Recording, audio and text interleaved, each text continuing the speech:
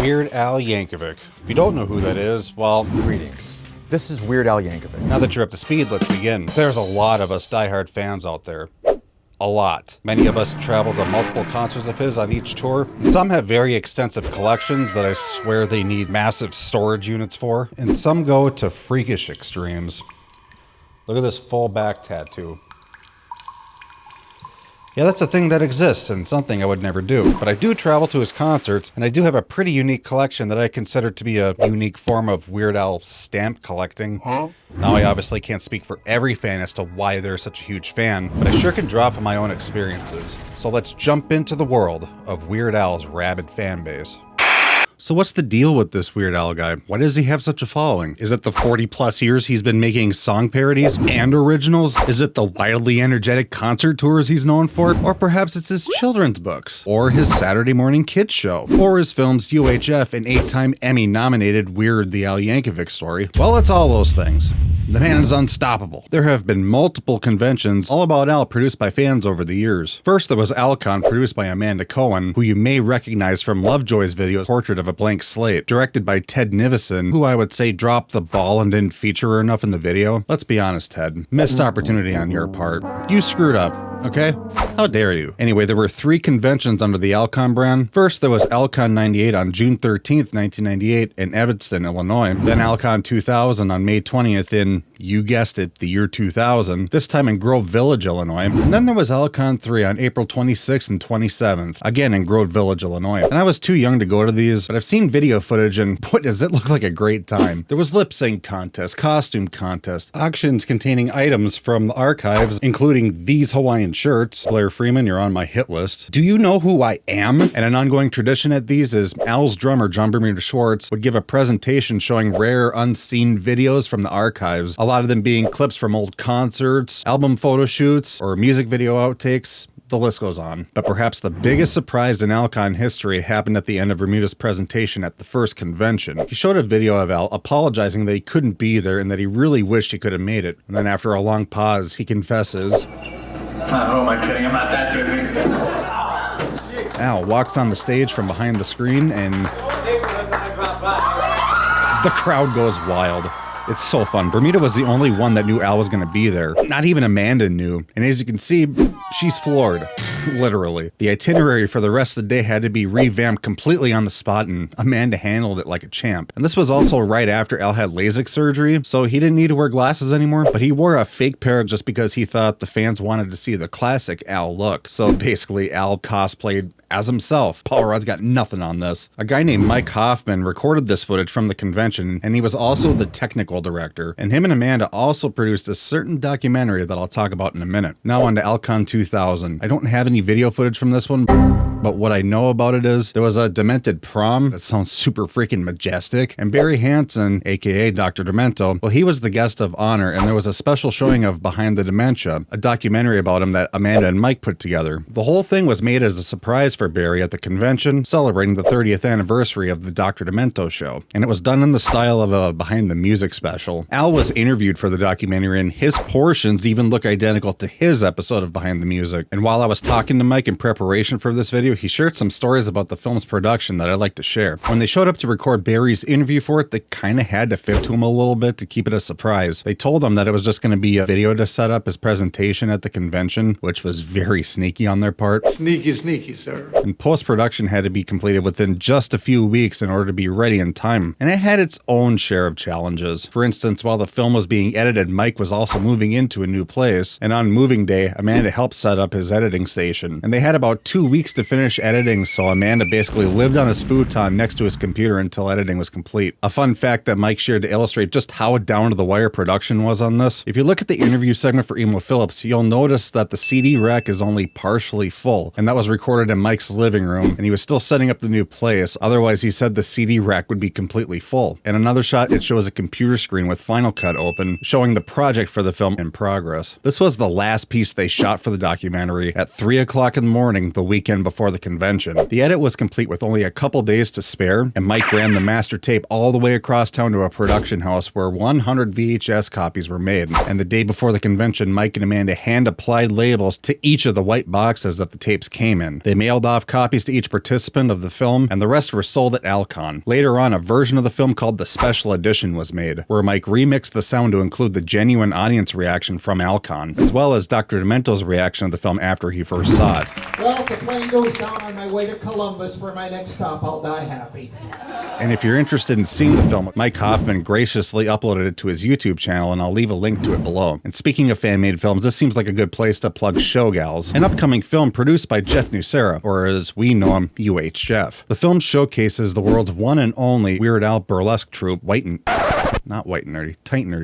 Nerdy, that's them. I'm struggling, but we're getting there. The film recently reached its Kickstarter goal, and it's been a long time coming, and I can't wait to see it when it comes out. Next, there was Alcon 3, and this one I do have some footage of. I'm not sure who recorded it. All I know is it's a random VHS tape that I've had in a box for the last 15 years. But anyway, Al and his wife Suzanne were invited guests this time, and up until making this video, I haven't looked at this tape since I originally got it. The only thing I remember was Kevin Cable performing Bedrock Anthem at the lip sync contest and shoving the mic in Al's face at one point. Yeah, here it is. Dabba dabba dabba dabba dabba do now. You got it. Dabba dabba dabba dabba dabba do now. Pretty good. Dabba dabba dabba. Good job, Al. And along with Bermudo giving another presentation full of rare unseen videos, Al also gave a presentation this time around showing Easter eggs from the upcoming UHF DVD. Like it says, that feature is on the other side. And then there was AlFest on August 1st, 2009 in Costa Mesa, California. Or is it Costa Mesa? I keep saying Costa Mesa. This time being produced by Vikki Devris, who also played a major role in something that I'm going to be talking about later. Nearby the convention was the Al's Brain exhibit, and ticket holders to the convention had a pass to go see it, apparently as many times as they wanted. Lucky. And there was also a panel hosted by Dr. Demento featuring cast members from UHF, an I Lost on Jeopardy themed contest hosted by Kevin Cable, and a Rocky Horror style showing of UHF. And I missed this one too. And this one was also released on DVD, which I also missed out on. Surely I'd make it to Festival in Denver in 2018, see the Gregory Brothers along with Polonium perform live. Right? Of course I made it. Except I didn't. So I sure as heck was going to rectify this. I'm going to Festival in 2020. I'm getting excited about this. This was gonna be... Okay, never mind. Thank you, COVID. So there you go. 6 major Weird Al conventions, all produced by some of his biggest fans, and I missed them all. In 2003, 2 of Al's biggest superfans, Dave Rossi and Vikki Devris, co-founded and started the Weird Al Star Fund. The goal was to raise the necessary funds that were needed for Al to receive his very own star on the Hollywood Walk of Fame. The funds were completely raised by fans and supporters. Also, 2 benefit shows were held in 2006 and 2011, and rare collectible Weird Al memorabilia was auctioned off as well, including this exact copy of the highly sought-after Placebo EP. The fundraiser took 14 years to reach its goal, but thanks to all 428 people who donated, Al's application was accepted on June 22nd, 2017. And on August 27th, 2018, 1,500 fans from all over gathered in Los Angeles to witness Al finally receive his star on the Hollywood Walk of Fame. Dr. Demento and Thomas Lennon were guest speakers, and it was a grand, joyous occasion had by all. And I freaking missed it. You know, I was supposed to go, but, you know, adulting and making responsible financial decisions got the best of me. And what's this now? A private party for contributors was held at the Viper Room after the ceremony. Great. Yeah, that burns. You know what? I'm tired of missing stuff. It's time to turn this ship around. I'm gonna go get in my car right now, drive to the Walk of Fame, and I'm taking you with me. Let's go!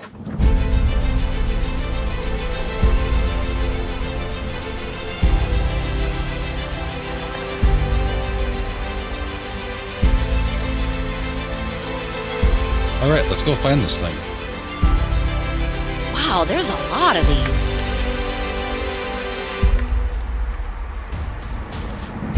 Oh good, there's more. There it is. Did you find it?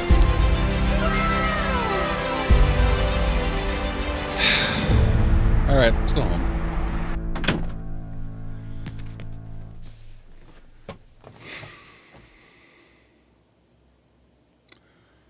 Oh, you thought I meant the Hollywood Walk of Fame in Los Angeles. No, I meant the Celebrity Walk of Fame in Fargo, North Dakota, where Al wrote his name and left his handprints in concrete. Ellie is way too far of a drive. Are you kidding me? All right, so like I said, this fundraiser was stretched over the course of 14 years, and I think this is why. When the fundraiser first started in 2003, the cost of getting a star was $15,000. That's a lot, but certainly doable in a few years. And if memory serves, they were getting very close to that goal until 2007, when the cost raised to $25,000. You gotta be kidding me. December of 2010, the price goes up again to $30,000. And that would be the final goal they'd have to meet for Al to get his very own star. Is what a fool would say. 2017, the price raised yet again to $40,000. Fortunately, that year they finally met the goal of whatever it takes to make this star happen. But for the heck of it, let's keep going with this. On April 22nd, 2022, YouTuber Scott Cramer uploaded a video about the Hollywood Walk of Fame. Hi. And as a joke, he applied to see if he was famous enough to get his application accepted. And not only was there a $250 fee just to apply, but the star had rose to $50,000 in just 5 years. And do you want to know what it is today? $75,000. Holy crap. So along with conventions and fundraisers, there's been a number of fan-created podcasts all about Al. There's the Beard Al podcast, Weird Pals, Weird Albums, Weird Algorithm. If I missed any, I apologize. I definitely can't think of any others. Nope, nothing's coming to mind. I don't think I'm allowed to talk about you. All right. Then, of course, there's Dave and Ethan's 2000-inch Weird Al podcast with hosts Dave Rossi and Ethan Ullman. The first episode aired on May 8th, 2019, with special guest Jim Kimo West, who also recorded their theme song and has played guitar for Al since 1982. The podcast still goes strong today and, in my opinion, has to be the ultimate resource for Weird Al lore. To give you an idea, the guests on this podcast are ranging from guys in the band to people who were friends with Al in college, all the way to his former dentist. If that one doesn't give you an idea of how thorough this podcast is, I don't know what will. There's even a 3-part interview with Weird Al himself, and I guarantee the questions they asked him have never been answered before. As of recording this video, I counted a total of 290 total episodes, including the bonus episodes. Do you guys even sleep? I don't know how these guys keep it up, but they show no signs of slowing down. And the podcast has become such a massive success that Al thought it'd be fun if these guys appeared in Weird the Al Yankovic story. And so they did, playing 2 gruff, mean biker dudes in a grungy bar. So if you're sitting there wondering, why didn't you get those guys to appear in this video? Well, I was told by their intern Frank that they're Hollywood gold now. You can't possibly afford them. And you know what? While we're on the subject, if you're wondering why I was so reluctant to bring the podcast up in this video in the first place, it's because he also told me that if I mentioned the podcast in this video, that he would hunt me down and then... And to that I say, screw you, Frank. I am not gonna live my life in fear of you because I know what you did last summer on the nature trail to hell, and if you come at me, I'll expose where you buried that Cub Scout troop. Your secrets are on thin ice, my guy, thin ice. Like I said, this podcast is such a valuable resource, and in fact, I went to it frequently while researching for this video. So Al, if anything is wrong in this video, it's because you refuse to fact check the podcast. I hope they continue it for years to come, and Frank, you can go die in a ditch for all I care. So if you've made it this far into the video, it should come to no surprise to you that many of us have extensive Weird Al collections, and while I do have some pretty cool items of Weird Al memorabilia, my collection pales in comparison to some, like Dave Rossi, who has meticulously cataloged his collection on his website. We've got it all on UHF. And other than John Bermuda Schwartz, who archives everything, Dave might just have the biggest Weird Al collection on the planet. He even has a collection of tattoos of Al and the band on his legs. In fact, a lot of fans have gotten some pretty elaborate tattoos over the years. There's even an entire page in Nathan Rabin's book. Doesn't that look beautiful? I don't know how well you can see it, but what I consider to be the granddaddy of Weird Al tattoos is this one, covering this man's entire back. Oh my golly goodness. Honestly, both of these topics could have their own videos entirely, but like I said, I've got a very modest collection and I don't have any Weird Al tattoos, so I'm probably not the best person to do a deep dive on that stuff. However, I do consider myself an expert in one thing: collecting identical copies of Weird Al's Hawaiian shirts. 99 shirts at the time of recording this video, and I have no intention of stopping, as I may have a problem. And now, I like to tell you all their names, their hobbies, and a little bit about their hopes and dreams. You know, the basics. This is Paul. He likes playing tennis on Sundays. 2 hours later. And Ramir hopes to one day be a senator. Oh, crap. Hold on. I'm sorry, we have to start over.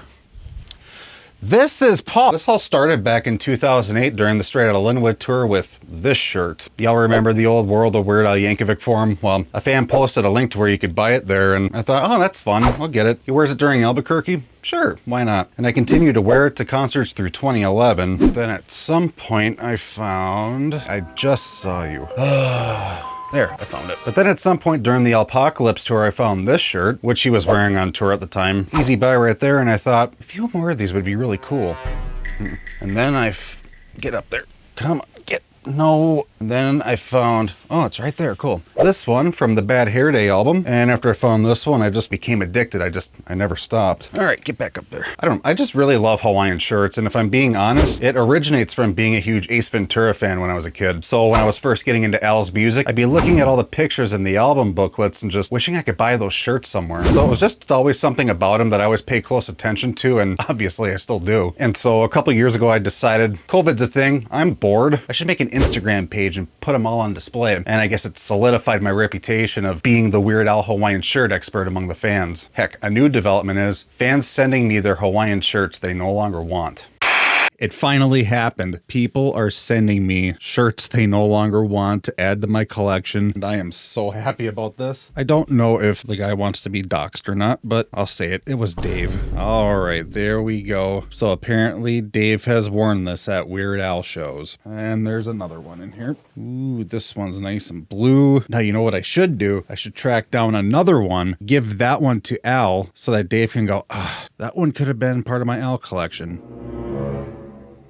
No, I'm not going to do that. Thanks, Dave. Again, I'm not sure I need any more, but I definitely want more. So yeah, this is nice. All right, let's go try to find some room in the closet for these. So a question I never get asked, but I'm going to pretend that I do for the sake of this video is, what are my favorites out of all of these shirts? And that's a tough question, but I've narrowed it down to 4. And first up is this lovely cactus print. And this one was named Cactus Joe by Ethan on the last tour. And I've also heard from a lot of fans that it's their favorite too. So there you go. Shirt number 2. Classic shirt. It was nicknamed the Fossil shirt by Jeremy or Anna. Does it look like fossils to you? Featured on the DVD covers of the Weird Al show and the original video collection DVD. So probably one of Al's most recognizable shirts. But yeah, so there's that one. And then of course, for selfish reasons, this one, which Ethan named Afternoon Delight on the last tour. I gave this one to Al in Fargo, North Dakota in 2018. And he surprised me last year by wearing it on the tour. So definitely proud of that. Plus, yeah, it's colorful. It's fun. And yeah, Ethan had a better name for it than just the frog shirt, which is what I called it. But my absolute favorite is this one. I remember passing on it many years ago because there were others for sale at the time that were higher up on my list, and you know, I'm not made of money. And I didn't find one for 3 years. I was checking eBay almost daily for one to pop up. So I guess just for how bad I wanted and for how long it took to find one, I'm going with this one. And I like it because it's colorful, yet it's not burn your retinas vibrant, which I appreciate. Yeah, but what possessed me to take it this far? I don't know, but I would be lying if I said I did it all by myself. This has in fact been a collaboration since 2013 between myself and the Automaton King, the real Sully G.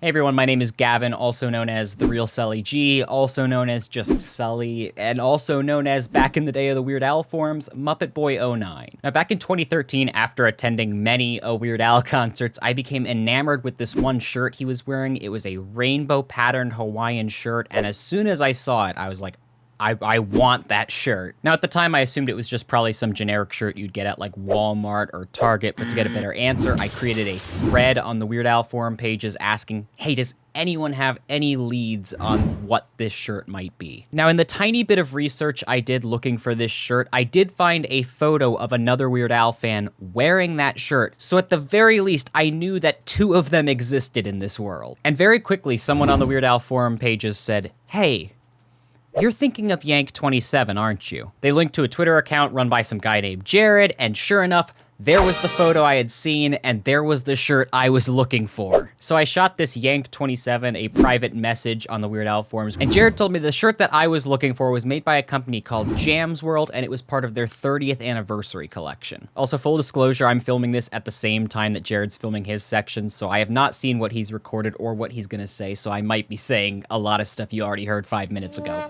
Sorry. So the hunt was on for that shirt, and it would be on for many years until I finally found one available. But in the meantime, I had found a new hobby: spending all of my hard-earned cash on Weird Al Hawaiian shirts. I would work alongside Jared to find some of these shirts, just scrolling through thousands of Google image results every day just to find the most generic Hawaiian shirt you've ever seen. Although, to be fair, I think Jared did most of the heavy lifting here. He had a much broader wealth of knowledge in this field, so I was just kind of tagging along for the ride. So I was already 10 shirts deep into my collection before I finally found this 30th anniversary shirt and bought it, and it was the happiest day of my life. 2 years searching for one shirt. Time well spent. Look how cute and happy I was. What happened? Now these days I'm slacking a bit on my collecting and researching. I've been busy with other stuff, but I know my interest always comes back around when a new Weird Al tour starts up, so see you in 2024. As of today, my collection consists of around 30 Hawaiian shirts. I'd say 80% of which are Jam's World, because those tend to be my favorites. To be fair, I do have a lot of favorites, too many to count, but I would say that my favorite overall, just for purely sentimental reasons, is this 30th anniversary shirt, because it's the one that got me into collecting in the first place. But it is nice to have a wide range of shirts to choose from. You know, if you're trying to go out in public and link with more subtlety, you can go with like a Manzini collection or an Island Republic, so you're not just going full loudmouth golf, because that is not socially acceptable. Yet. But I'll make it socially acceptable, and that's why I'm running for President of the United States. That's stupid. That's really dumb. So the collection continues, and you'll continue to see these shirts pop up in my videos for years to come, and it is all thanks to Jared. Yay, thanks, Sully. Be sure to check out all of his YouTube channels. Links will be below. And yeah, you should all go subscribe to him. He makes fun content. Yeah, go. Like he said, we recorded our segments at the same time, and I'm recording this after he sent me his footage because it sent me down a little bit of a rabbit hole. So I still have most of the messages that he sent to me on the forum. What I discovered reading these old messages was, during the peak of our collaboration, he was doubling down on shirts from the Weird Al show, and he found most of the non-Jams World shirts. In fact, today I think I'm only missing like 1 or 2 from the show, and if not for his discoveries, there's a good chance I'd still be looking for a lot of those, because if it's not Jams World, then what is it? He even has a couple that I don't. Like this one from Al's Brain in 3D. And this amazing purple shirt that is #1 on my wish list. He earned that one. We've been looking for that one for years. And now I have all the brand information about it. That's half the battle. So special thanks to Gavan for filming his segment, finding some of these shirts, and putting up with this obsession of mine for the past 10 years. Yeah, I'm grateful, because without him, it wouldn't have been near as fun as it was. So I mean, who else does this? Okay, so maybe I don't have any Weird Al tattoos or have my own Weird Al podcast. And yeah, okay, so maybe I missed every single convention and the Weird Al Star Celebration. But I have been to many of his concerts all over the US. After we both had a few shows under our belt, my friend Dan and me teamed up in 2007. We hit the road, hitting as many Weird Al shows as we could all over the Midwest. And during our first show together in West Fargo, North Dakota, we met Jeremy Samples. And little did we know, a couple years later, we'd be jumping on an airplane over to New York to meet up with him for even more shows over on the East Coast. I seriously can't thank Jeremy and his mom enough. And unfortunately, there was a time where I didn't show that. But seriously, if it wasn't for them, I wouldn't have half the memories that I do have, and I've met many of the cool people that I did. And many of these shows have been like mini conventions in their own right. Glenside, Pennsylvania, 2010. Hollywood, California, 2016. Pelham, Tennessee, 2022. These shows stand out as some of the biggest get-togethers I've ever been fortunate enough to be a part of, whether I'm meeting people for the first time like in Glenside, or seeing people I haven't seen in over 10 years like in Pelham. Now granted, unless this was like part of a VIP thing like it was in Hollywood, there were no games or lip-sync contests or presentations from Bermuda showing unseen videos from the archive. No, what they were large gatherings of us hanging out after the show, breathing in the diesel fumes from the tour bus, sometimes in the pouring rain, just hanging out with each other after a concert, gambling our chances that Al might just come out and meet us real quick. We roughed it out show after show, but you know, I wouldn't trade it for anything. One of the coolest gatherings I've ever been a part of happened just last year in Darwin, Minnesota. We all celebrated Dave's birthday. Erin had this epic cake made for him. We toured the Twine Ball Museum, took in that lovely, stinky twine ball odor. It was pretty stinking majestic. And then topped the the day off with Al's show in Minneapolis. It was such an amazing day, and I'm so grateful I was able to experience that with everyone. I look back on all these memories fondly, and it makes me wish I had met Rocky sooner, so I could have shared even more of these experiences with her. She was there for a lot, don't get me wrong, she was. But yeah, when we met, we were co-workers together, and I just remember the first real conversation I ever had with her was about the Running with Scissors album, and how she remembered one of Al's specials from years ago, and she just remembered that he was at an outdoor swimming pool and sang Since You've Been Gone, which I knew as the 7th Al TV special, and yeah, we've watched it since then. That happened in 2018 during the first Vanity tour, and unfortunately I'd already had all my tickets and all my plans made, so I couldn't invite her along to any of those. But as our friendship grew stronger and slowly into a relationship, we decided that it was only logical that we spend a large chunk of time traveling together for shows on the upcoming Strings Attached tour. We really questioned if this was a good idea or not, spending this much money and so much time together in a car so early in the relationship, but it turned out to be the most fun and best year of my life. 5 shows all over the Midwest, including Red Rocks. Red Rocks, that one stands out as my favorite Weird Al concert that I've ever been to. I just remember getting so close to getting rained out, and there was even lightning immediately south of us just as the lights went down for the show. But we only got a little bit of rain during the first few songs and smooth sailing. And I guess the most emotional part during the show was during Don't Download This Song. You look back and just saw this wall of shining phones waving in the misty air. I'm not gonna lie, it brought a tear to my eye. It just felt like such an epic moment in Weird Al history, a dare I say, pretty stinking majestic moment. Man, even just watching this mediocre cell phone footage I took, chills. And we got to hang out with Frank Sanchez after the show. Hearing this man tell stories from back in Al's college days and about the recording session for Happy Birthday on the Placebo EP, I had to pinch myself like, this can't be happening. This was so cool. I suppose I should explain how we got after show passes for that one. I had bought a little miniature twine ball magnet from Darwin a couple weeks before our first show in Madison, and I had hoped to find the person running the Adventures with Little Al Instagram just so I could gift this little Funko Pop the magnet. Come to find out, it was Monique Donnely, one of Al's backup singers. We met there and I gave Little Al the magnet, and Monique and I just stayed in touch for the rest of the tour. So at one point I messaged her and pitched her an idea. You know, Rocky and I will be at the next 3 shows. What do you think if Little Al had a friend come and visit for a few shows? She was on board with it, so this little guy, well, he got the ultimate behind the scenes experience of the tour. You know, I think we should all be just a little bit jealous of him. Don't you think? So yeah, for a few shows, Little Dog joined Little Al's adventures. Actually, you know what? There we go. So when we went to pick him up at Red Rocks, Monique surprised us with after-show passes. At that point, I had to tell Rocky, this is probably a once-in-a-lifetime thing, so let's really take this in and enjoy this gift. Thanks to Monique, Scotty, and Frank for hanging out with us that night, although, it could have been nicer. The bruises have healed, but the scars will always be there.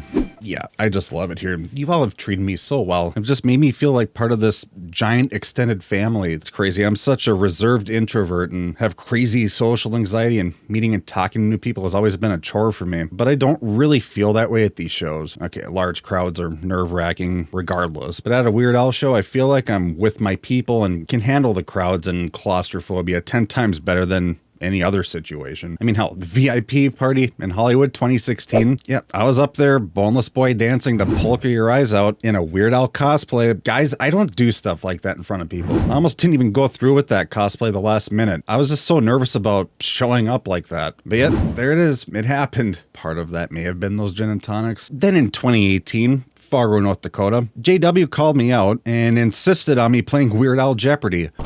Without alcohol? What? Yeah. He made me do it. There, it happened. And I know this for sure. If it wasn't for the fact that it was Al fans in the audience with me up there doing that, any other situation, hell no. A couple months back, Alexis Adams, she posted something on Facebook, and I knew I'd be making this video soon, so I asked if I could share it. She said, Alexis, what are you doing here? 10 years ago, an 8th grade graduation present changed my life forever. During a period of my adolescence where nobody really wanted to be my friend, I was trying so hard to make friends. You guys, my people, decided that I was alright. A lot of you had watched me grow up and tried to figure out this whole adulting thing, and I'm so eternally grateful for all of the beautiful people I've met and the wonderful memories that I've made on this wild-ass ride. Most importantly, if you're reading this, thank you for being my friend. That's why I'm making this video. I've made some just incredible friendships going to these shows. People I wouldn't know otherwise. Hell, I've known Dan for almost 20 years now. Sheesh. When we've got thousands of miles under our belts, crammed in a tiny little black Honda Civic with no AC during the hot summer, just driving to Al concerts. And I recently found this footage from somewhere in Iowa in 2008. I think we were on our way to the Sioux City concert. And as you can tell by both of our expressions, we were both questioning our life choices at that point, baking in the Iowa sun for what felt like the 1000th time. Just look at Dan. Look at that face. He looks pissed as hell. But once we get to the show, it's all worth it. Some of them road miles were really brutal. Oh yeah, check this out. Here's Dan, Nancy, and I in Clear Lake, Iowa, and we just got done eating lunch when a tornado warning came out of nowhere, and the shelter we had was sketchy at best.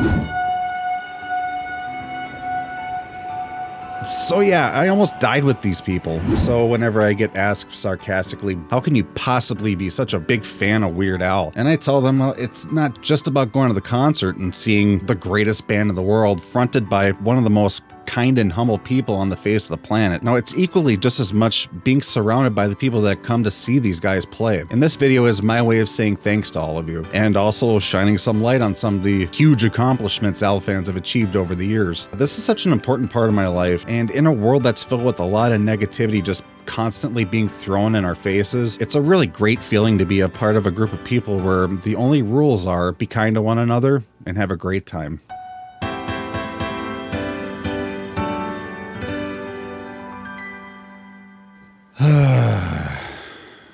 What a marathon. It's currently 6:14 a.m. on September 12th, and I'm now just putting the finishing touches on this edit, so hopefully you're seeing this later today. This is a project that I've been trying to figure out how to do in a way that I was happy with for the last 2 years. In fact, I even tried recording it a couple of years ago. That footage will never see the light of day. This is much better, and this would not have been possible without a ton of help from people. Special thanks to Gavan. He just offered to record a piece for that. He's a very busy person working on his own projects, so I'm very grateful he decided to do this. Please go and subscribe to all of his channels. On The Real Sully G and The Fake Sully G, he does a lot of automaton content and has been working hard on that body of work for the last 7 years. A lot of really cool stuff in there. You should go check that out. My personal favorite is the Sully channel, which is a new channel for him that has a lot of Weird Al-esque original music in there that I think a lot of you would enjoy, so I highly urge you to check that out. Go subscribe to him, guys. He's one of us. And a huge thanks goes out to Mike Hoffman for donating his Alcon footage and of course sharing the story of how Behind the Demento was made. Be sure to check out the documentary. The link is in the description. And of course, as always, huge thanks to the guys on Dave and Ethan's 2000-inch Weird Al podcast. Any Weird Al video that I make that I have to research anything for, you bet I'll be using their podcast as a resource. A link to their website is in the description. You can go check those guys out. And of course, special thanks to everybody who donated pictures or gave permission for use of pictures. Huge thanks to everybody. I'll leave everybody's name down in the description. And with that, that's a wrap on this project. I hope to see many of you out there on the next tour. And as always, be kind to one another, stay safe,